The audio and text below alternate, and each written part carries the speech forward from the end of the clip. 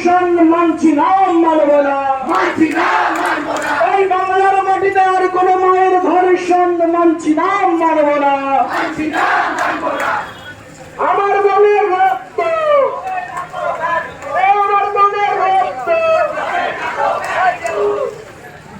সবাইকে অনুরোধ, জল খেয়ে রাস্তায় ফেলবেন না, কতটুকু রাখবেন। আমার সাথে সবাই রিপিট করুন, যেন কণ্ঠে কাল।